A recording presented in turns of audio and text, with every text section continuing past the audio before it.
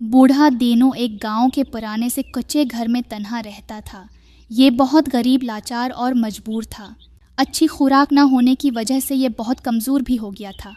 ज़्यादा उम्र और कमज़ोरी की वजह से दीनू अब ठीक से काम भी नहीं कर पाता था। दीनू सुबह होते ही अपनी टोकरी लेकर नदी के किनारे चला जाता। उसके साथ उसकी दुख दर्द की साथी गलहरी मोनो भी होती। दीनू सारा दिन जाल डाल कर बैठा रहता, मगर कभी एक या दो मछलियाँ ही पकड़ पाता। वो मछलियाँ न उसका पेट भर पाते, न ही वो उन्हें शहर ले जाकर बेच सकता था।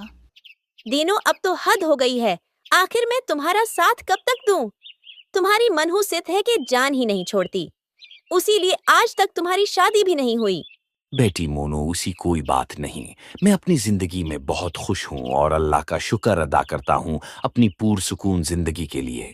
शाम को जब दीनू काम से वापस लौट रहा था तो मोहल्ले की शमशाद बेगम उसे मुखातब करते हुए बोली, अरे दीनू, आज कितनी मछलियाँ पकड़ी, या फिर आज भी खाली हाथ लौटे हो? जी शमशाद बेगम, जो अल्लाह की रिजा है मैं उसमें राजी हूँ और अल्हम्दुलिल्लाह मेरे लिए ये भी काफी है। अब मैं चलता हूँ, घर जाकर खाना भी बनाना है। मेरी मोनो काफी देर से भूखी है।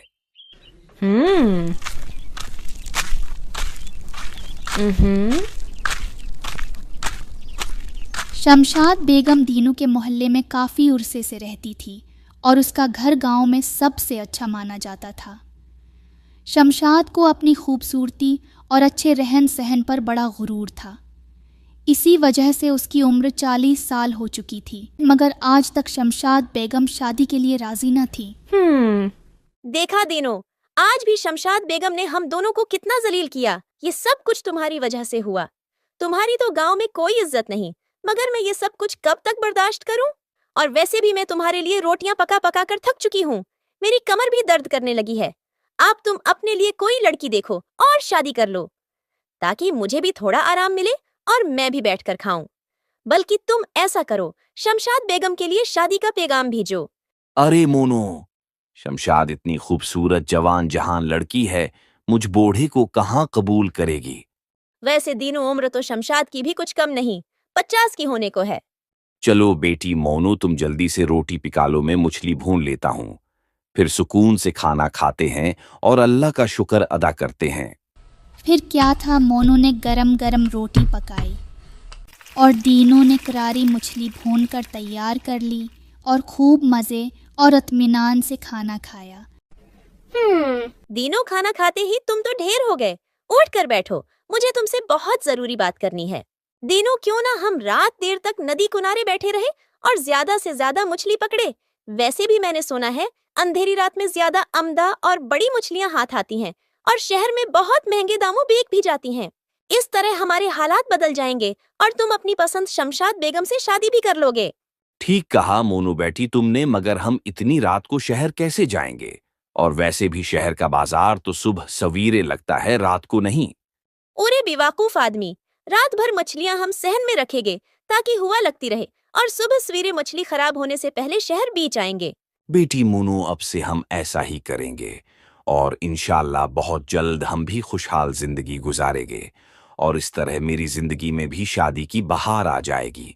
क्या मोनू वाकई सच कह रही थी? मेरी भी शादी होगी, मैं भी दूल्हा बनूंगा। हाय वाहरी किस्मत। फिर क्या था, मोनू, गलहरी और बूढ़ा दीनू चुपचाप नदी किनारे जा बैठे।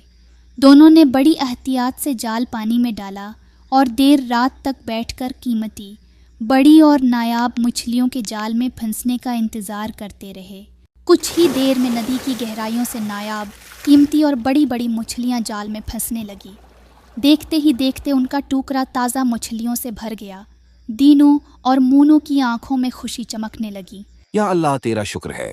वो दोनों खुशी खुशी भरा हुआ टोकरा उठाए घर की तरफ रवाना हो गए।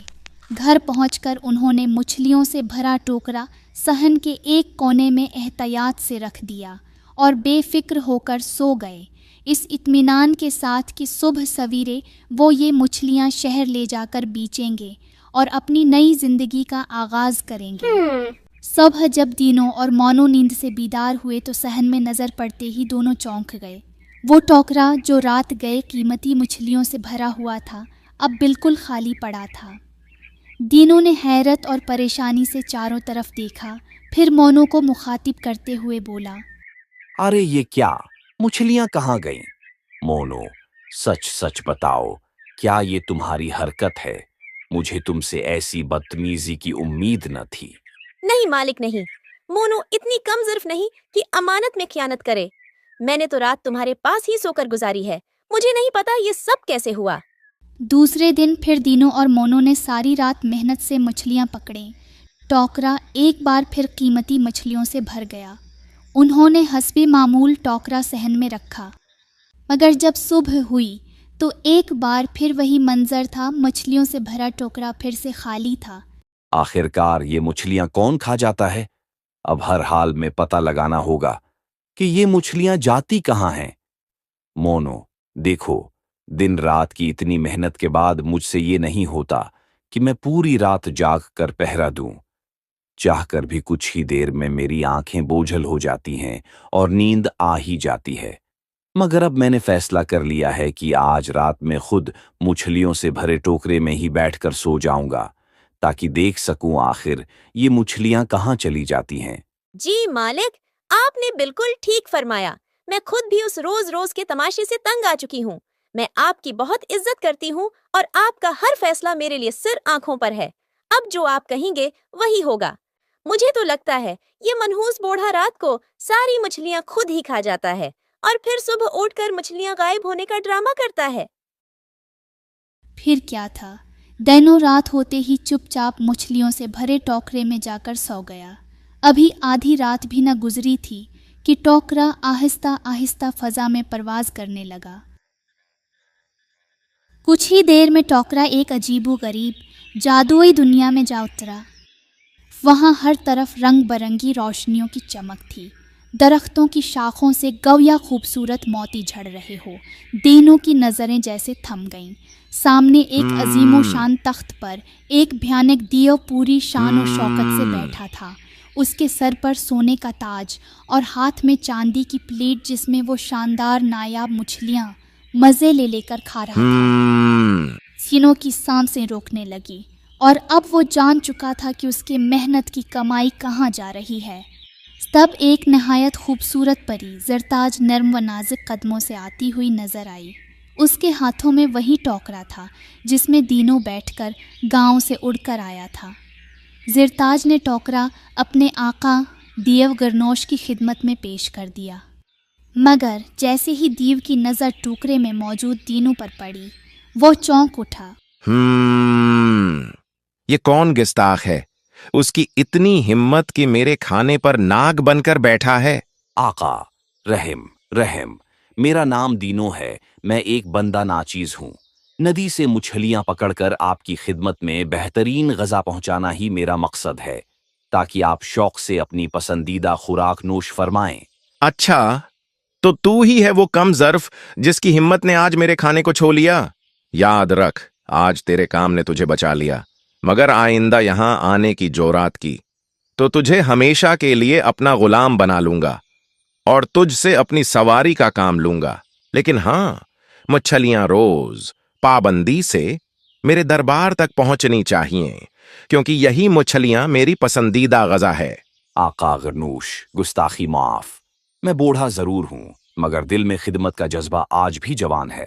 میں ایک مفلس، مجبور انسان ہوں، نہ مناسب چھت ہے، نہ پیٹ بھرنے کو اچھا کھانا۔ اگر تھوڑی سی مدد، تھوڑی سی راحت نصیب ہو جائے تو میں پوری طاقت سے کام کروں گا۔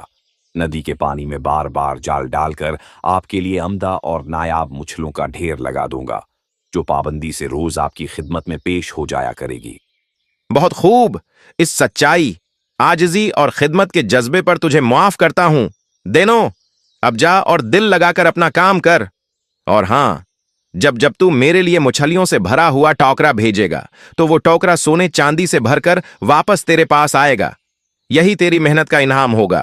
مگر خبردار، اب اس ٹوکرے میں تیری دنیا سے کوئی بھی انسان بیٹھ کر میری دنیا میں آیا تو نہ وہ شخص واپس جائے گا، نہ ہی یہ ٹوکرا، اور ہمارا یہ لین دین کا سلسلہ ہمیشہ کے لیے ختم ہو جائے گا۔ میری یہ بات ہمیشہ یاد رکھنا۔ پھر کیا تھا، अगले ही लम्हे टोकरा फजा में बुलंद होने लगा और उड़ता उड़ता वापस घर के सहन में उतरा जहां से वो रात गए रवाना हुआ था। अरे दिनो, तुम आ गए? हाँ मोनू, अल्लाह का लाख लाख शुक्र है, मेरी मेहनत रायगा नहीं गई। अब रोज नायाब मछलियों के बदले सोने चांदी से भरा टोकरा दीनो और मोनो को मिलने लगा। फिर देखते ही देखते उनके हालात भी बदल गए और दीनो ने गांव में एक खूबसूरत घर भी बना लिया। ये यहाँ ठीक है। और दीनो की शादी भी शमशाद बेगम से हो गई। दीनू, जरा जल्दी से मेरे लिए मज़ेदार यखनी पिलाओ तैयार करो, मुझे बहुत भूख लगी है। मोनू, तुम साथ रायता और सलाद बना लो। और हाँ, सब कुछ जल्दी तैयार होना चाहिए, मुझे शाम को गांव के मेले में भी जाना है और अपने लिए बहुत से नए कपड़े, सैंडल और ज़ेवरात भी लेने हैं। बेगम, एक नया सूट मेरे लिए भी ले लेना, काफी अरसे से एक ही सूट है मेरे पास, उसी को धोकर दोबारा पहन लेता हूँ। देनू, आज तो तुमने बोल दिया, मगर आइंदा मुझसे किसी किस्म की कोई फरमाइश न करना।